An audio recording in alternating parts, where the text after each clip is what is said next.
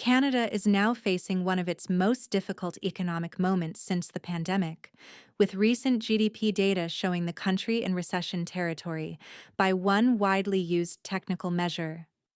Real GDP contracted in the first quarter of 2026 after also shrinking in the fourth quarter of 2025.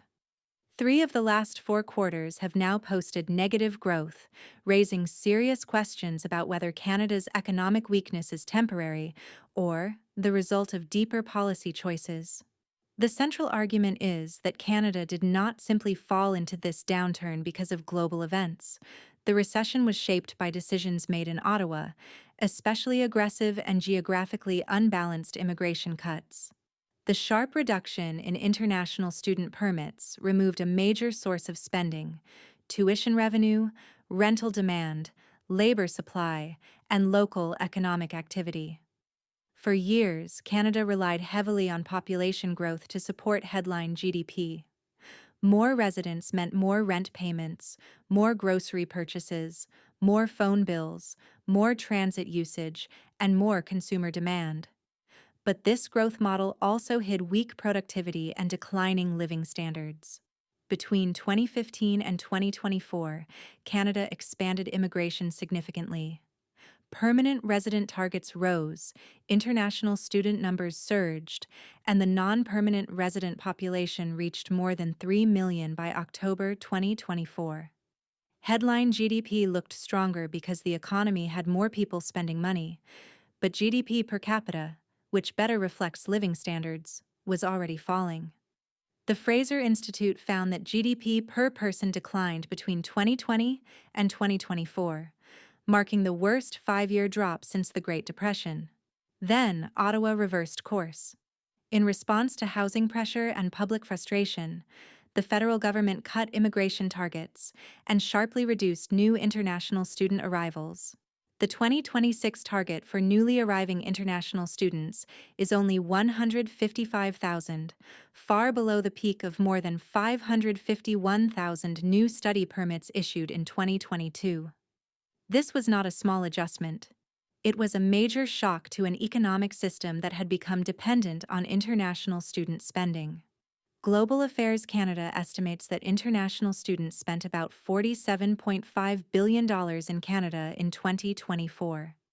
That spending contributed almost $39 billion to GDP, supported more than 407,000 jobs, and generated about $9.4 billion in government tax revenue. International students were not just visa holders, they were renters, tuition payers, shoppers, transit users, part-time workers, and an important source of foreign capital entering Canadian communities. The loss of this spending hit colleges, universities, landlords, restaurants, retailers, telecom companies, transit systems, and service sector employers.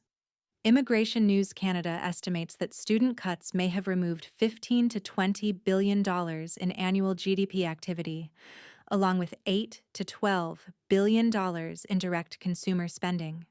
Without those cuts, Canada's economy likely would have remained marginally positive in late 2025 and early 2026, avoiding the technical recession entirely. High oil prices are also hiding the full extent of the damage.